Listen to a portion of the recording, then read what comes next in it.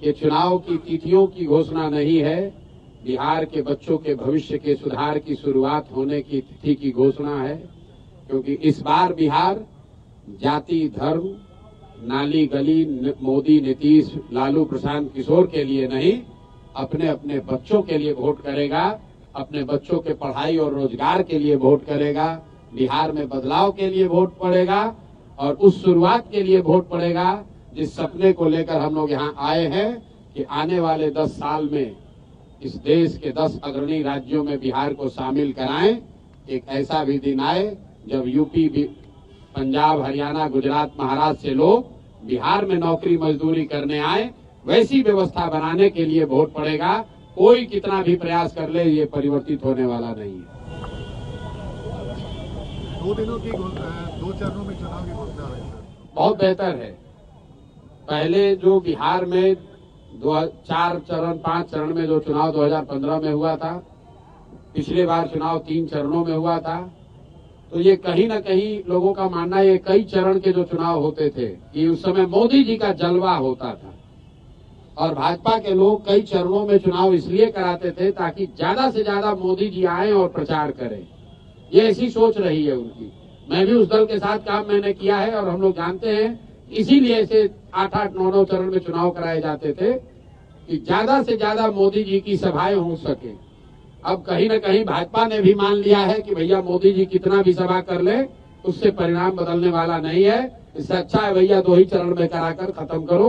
बिहार की जनता ने बदलाव का मन बना लिया है। ना नीतीश जी प्रचार कर सकते हैं, ना मोदी जी के आने से कुछ होने वाला है। बिहार में जिसको प्रचार करना था, लोगों ने 2 साल 3 साल कर लिया, सुन लिया। अब अंतिम 1 महीने का प्रसार का समय है। लोग एक बार उम्मीदवारों को देखेंगे और सही लोगों का चुनाव करेंगे। जनसुराज ही एकमात्र ऐसा दल है जो कह रहा है कैमरे पर कि मेरे भाई एक बार संकल्प लो, अपने बच्चों के लिए वोट दो, सही लोगों को जिता कर लाओ। अगर जनसुराज से भी गलत आदमी खड़ा हो जाए उसको भी हराओ।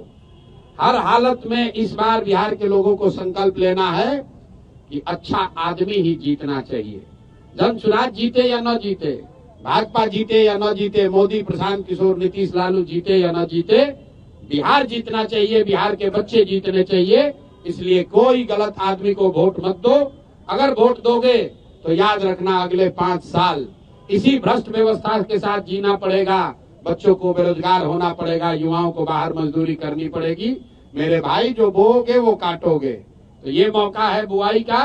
बढ़िया लोगों को जिताइए, जो अच्छा लगता है उसको जिताइए, तभी आपका और आपके बच्चों का जीवन सुधरेगा। बिहार में आम आदमी पार्टी ने अपने उम्मीदवारों की पहली सूची जारी कर दी है। आपसे पहले बाजी मार ली आम आदमी पार्टी। अब ये कोई पार्टी है? बहुत लोग, बसपा वालों ने भी जारी कर दिया है, मीम वालों ने भी जारी कर दिया है। भाई यहाँ 3 सीधा त्रिकोणीय मुकाबला है। लोग महागठबंधन के उम्मीदवारों के बारे में पूछ रहे हैं, लोग एनडीए के उम्मीदवारों के बारे में पूछ रहे हैं और उससे बढ़कर लोग जनसुराज के उम्मीदवार का इंतजार कर रहे हैं। बाकी जितने लोग हैं उसका कोई मतलब नहीं है। 100 में 90-95 वोट इन्हीं 3 गठबंधनों में बंटना है, इन्हीं 3 पार्टियों के बीच में बंटना है। तो लोगों को चुनाव करना है, लोगों ने तय कर लिया बदलाव करना है। तो भैया भाजपा एनडीए तो गई, अब उनको चुनना है कि या तो 15 साल की जंगल राज की व्यवस्था को वापस लाना है, आखिर नई व्यवस्था जनसुराज को बनाना है। निर्णय जनता को करना है। इस चुनाव को प्रशांत किशोर कितना चुनौतीपूर्ण मानते हैं? प्रशांत किशोर सारे चुनाव को चुनौतीपूर्ण मानते हैं। पढ़ाई, परीक्षा, चुनाव, युद्ध, ये इसको कम चुनौतीपूर्ण मानने वाले लोगों की हमेशा हार होती है। हम लोग सारे जो भी सामने चुनौती है उसको सीरियसली लेते हैं, उसके लिए ईमानदारी से प्रयास किया है और जो प्रयास किया है वो समाज के सामने है, अब समाज पर है। अब हमारा जो प्रयास था वो करीब करीब अंतिम चरण में है। जनसुराज का प्रयास अंतिम चरण में है।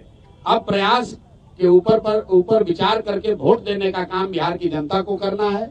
जीत हार प्रशांत किशोर की नहीं होनी है, जीत हार जनसुराज की नहीं होनी है। जीत हार बिहार के लोगों की सोच की होनी है कि आप अगर अच्छे लोगों के साथ खड़े हैं कि आप गलत भ्रष्टाचारियों, लुटेरों के साथ रहना चाहते हैं, बिहार की जनता को तय करना है। आप ये भी कह रहे हैं कि जैसे ही आप प्रत्याशियों के नाम का ऐलान कीजिएगा वैसे ही आपकी पार्टी में भगदड़ मचेगी। भाई ऐसा है, विरोधी पिछले 3 साल से कुछ न कुछ कहे ही जा रहे हैं।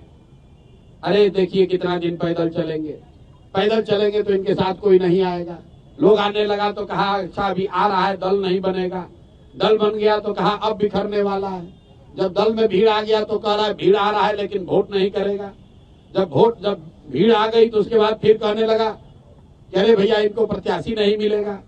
जब उनकी आशा अपेक्षा से ज्यादा प्रत्याशियों की भीड़ लग गई तो कहता इतना ज्यादा प्रत्याशी है कि अब विस्फोट हो जाएगा। एक भी आदमी कहीं छोड़कर नहीं जाएगा, आप चिंता मत कीजिए। कई लोग जन स्वराज की जब भी चर्चा कर रहे हैं तो इस तौर पे कर रहे हैं कि जन स्वराज जो है वो नुकसान पहुंचाएगा।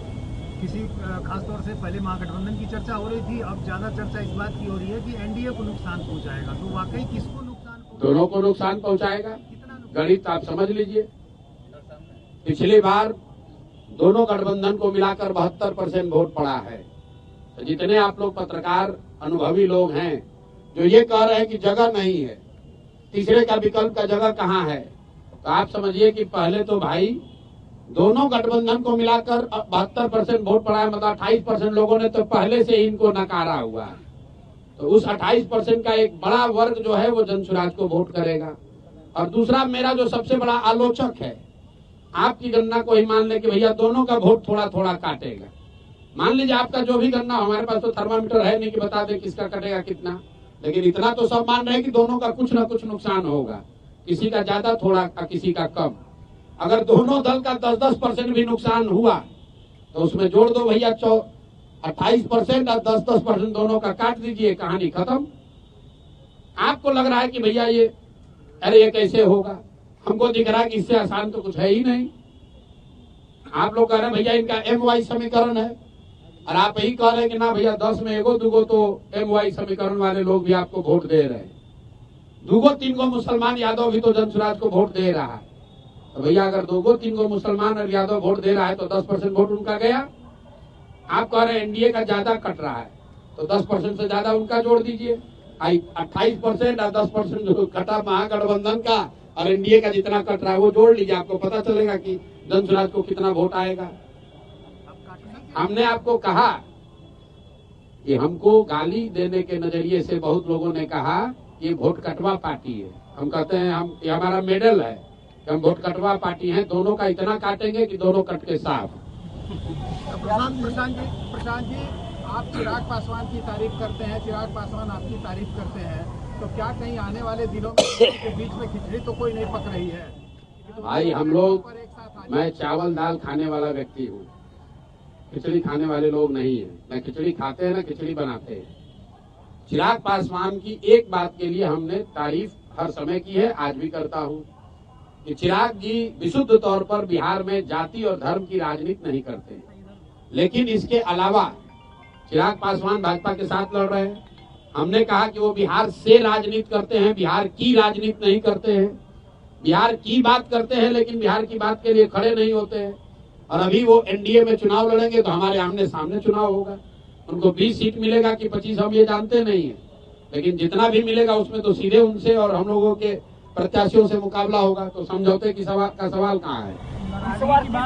को चिट्ठा खोलने वाले हैं प्रशांत किशोर, लोग उम्मीद से देख रहे हैं। यार लोग चुनाव देख रहे हैं कि चिट्ठा खोलना देख रहे हैं? अब देखिए प्रशांत किशोर की जन स्वराज की ताकत, चुनाव से ज्यादा इस बात की लोगों को चिंता है कि प्रशांत किशोर किसका चिट्ठा खोलने वाले हैं। जो सबसे बड़े चोर है उनका चिट्ठा फिर खोला जाएगा। आप लोग भी कुछ खबर है तो दे दीजिए, आपका भी शामिल कर लेंगे उसी में। माननीय सांसद पप्पू यादव बताए कि प्रशांत किशोर सबसे बड़े जातिवादी नेता है। सब व्यक्ति के जवाब देना जरूरी नहीं।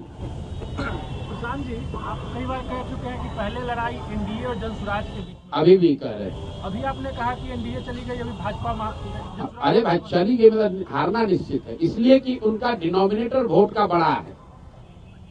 महागठबंधन जो है उसका टोटल वोट का टारगेट ही 30-35% है। जिस MY समीकरण की आप बात करते हैं वो दोनों जोड़ दीजिएगा तो मैक्सिमम 35% वोट होता है। बाकी 65% मोर और लेस एनडीए के साथ पिछले 20 साल में रहा है।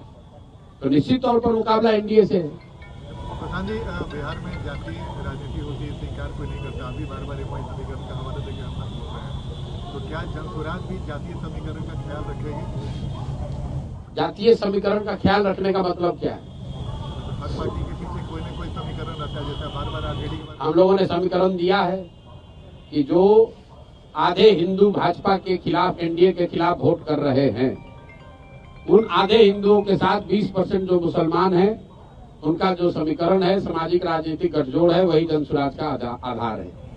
अशोक चौधरी का चैप्टर क्लोज हो गया या फिर और भी खुलासा करेंगे? थाना में सुने हैं पानी पिला पिला के मारना, सुने हैं? तो इनको पहले एक बार बोले तो ये एक 25 करोड़ में टिकट खरीदे हैं तो मानहानि का ही हमको नोटिस भेजे थे। फिर इन पर जब खुलासा हुआ ये फर्जी तरीके से प्रोफेसर बने हैं तो आप लोग के चैनल पर आकर बोले कि प्रशांत किशोर को सुप्रीम कोर्ट तक लड़ाएंगे। फिर इन पर जब 200 करोड़ के बेनामी संपत्ति का हुआ तो हमको 100 करोड़ का नोटिस भेजे हैं। तो फिर हम बोल रहे हैं कि अभी आगे और करेंगे, तो बेचारे अब डर के मारे लिख कर कह रहे हैं कि ना न्यायालय में नहीं लड़ेंगे, अब जनता के अदालत में लड़ेंगे। तो पानी इनको पिला दिया। जो सुप्रीम कोर्ट में लड़ने का दावा कर रहा था वो डर के मारे कह रहा न्यायालय में नहीं, जनता के अदालत में लड़ेंगे। और जनता के अदालत में कहाँ कहीं चुनाव लड़ेंगे? तो पहले आप लोग अब पूछ लीजिए कि अगर अशोक चौधरी कहीं से चुनाव लड़ रहे हैं तो बता दीजिए, और नहीं लड़ेंगे तो सरेंडर कर दिए। आपका तय हो गया कहाँ से लड़ेंगे आप? बिल्कुल अभी घोषित कर देंगे। अभी जब 9 तारीख को 9 तारीख तो हमारा अलग से नहीं घोषित होगा। 9 तारीख को लिस्ट जारी होगी तो उसमें आप देखिएगा कि कौन कहाँ से लड़ रहा है। तो आपके हिसाब से ऐसा माना जाए कि आज प्रशांत किशोर का भी नाम हो सकता है, बिल्कुल हो सकता है। मुख्यमंत्री ने आज पटना मेट्रो का उद्घाटन किया, आज उनका ये लास्ट उद्घाटन होगा? लास्ट उद्घाटन है नवंबर में 9 दिसंबर तक। अगला हमने बहुत दिन पहले बोला है, इस बार जब मकर संक्रांति के दिन बोला था कि ये लास्ट दही चूड़ा आप खा रहे हैं एक अन्य मार्ग पर, आगे खाने को नहीं मिलेगा। मेट्रो स्टेशन अच्छी तरीके से लिख लीजिए इस बात को, अगला दही चूड़ा नीतीश कुमार एक अन्य मार्ग पर नहीं खाएंगे। अगर खाएंगे तो आप आकर हमसे पूछ लीजिएगा। एक जमाने में जब लालू यादव बोलते थे तो पूरा देश सुनता, आज प्रशांत किशोर बोलते हैं तो पूरा देश सुनता नहीं, तो वोट भी मिलता था उनको। आपको भी पूरा देश सुन रहा है, आपको भी उसी हिसाब से वोट मिलेगा। देखिए लालू जी क्या बोलते थे, क्या सुनता था, कौन सुनता था, ये मैं नहीं जानता हूँ। मैं ये जान रहा हूँ कि जो जनसुराज कह रहा है, जो प्रशांत किशोर कह रहे हैं, वो लोग इसलिए सुन रहे हैं कि लोगों की जिंदगी से जुड़ी हुई बात हम लोग कह रहे हैं। हम लोग जाति धर्म की बात नहीं कर रहे हैं। आप लोग यहाँ पत्रकार हैं, आपने कोई बिहार का चुनाव देखा जहाँ पर इतनी सरकारी घोषणा हुई हो चुनाव के पहले?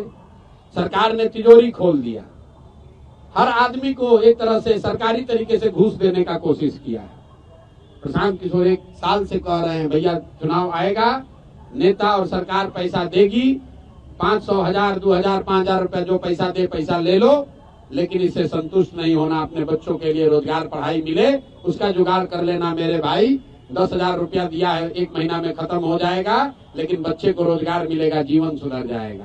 तो नीतीश कुमार की जो सरकार है ये जनता से 5 बरस लूटा है और उसी लूट के पैसे से 2000, 4000 रुपया दे के फिर वोट खरीदने की कोशिश कर रहे हैं। कहीं कोई माहौल नहीं है। लाखों करोड़ रुपया सरकार ने बांट दिया, फिर इतना होने के बाद तो हर जगह नीतीश होना चाहिए था।